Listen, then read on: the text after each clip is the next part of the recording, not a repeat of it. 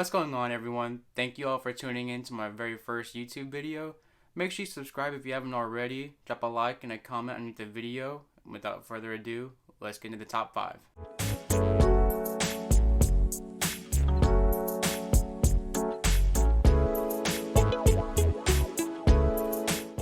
In today's video, I'll be going over the top 5 places in the Houston area.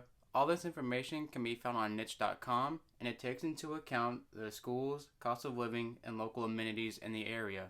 Coming in number 5 on this list is Spring Valley Village. And Spring Valley Village is located off of I-10 with quick access to downtown, being just 20 to 25 minutes from the heart of Houston. The average home value in this area is actually the most expensive on the list, so you're going to be looking at a pretty hefty price tag if you want to live in this area.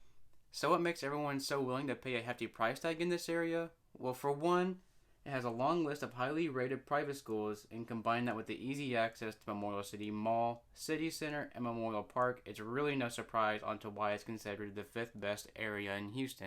Number 4 on this list is Sugar Land, and yes, it actually did get its name from its history of sugar. In the 19th century, it was home to a large sugar plantation, which you can actually see some of its history if you drive through the area. With Highway 6, 99, 69, and 90 all running through the city, access to a highway is no issue for the residents in this area. The average price for a home in this area will run you about $323,000, which is almost the cheapest on this list. What's great about this area is that it has its own natural science museum, children's discovery center, and it's home to the Sugar Land Skeeters, which I highly recommend checking out a game if you're in the area. The schools located in this area are Clements High School and Harmony School of Excellence Sugar Land, which are both rated A+ and both public schools.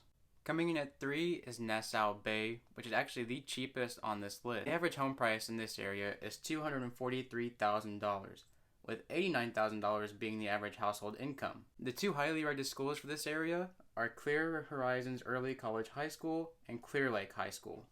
What's really great about this area is how close it is to a lot of really neat stuff. It's literal walking distance from NASA Space Center and just minutes from Kemah Boardwalk and Baybrook Mall. Now coming in number 2 on the list, Cinco Ranch. The main selling point for people in this area are the schools nearby.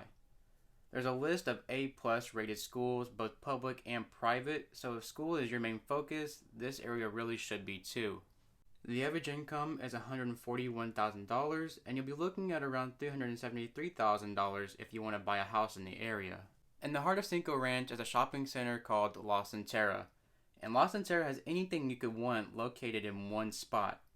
And if that is enough for you, there's also Katie Mills Mall nearby, and if you have a need for speed, I do recommend checking out Andretti's, which has a 2-level go-kart track, indoor putt-putt, and enough games to keep you busy for a few hours. And finally at number 1, which is no surprise to most people in the area, is The Woodlands. The Woodlands is also listed as the number 1 city to live in America. The average income in this area is actually one of the lower on the list, coming in at $122,000, and the average price for a house coming in at $374,000. The schools in this area aren't quite as good as the ones in Cinco Ranch, but they are very good nonetheless, having a load of highly rated private schools. So what makes this area so highly sought after? Well, for one, it's almost impossible to get bored in the area. First, you have the Woodlands Mall, which has its nice own little outdoor area with Cheesecake Factory and other little nice restaurants surrounding it. You also have the Waterway, where you can walk down at night or catch a free trolley and just enjoy the views. Then you have the Woodlands Pavilion, which is ranked at number 4 for outdoor theaters in the entire world. The list goes on, but these are really just a few highlights of a huge area of the Woodlands. So there you have it. Were you surprised by any of this? Make sure you drop a comment down below if you were, and stay tuned for the next one.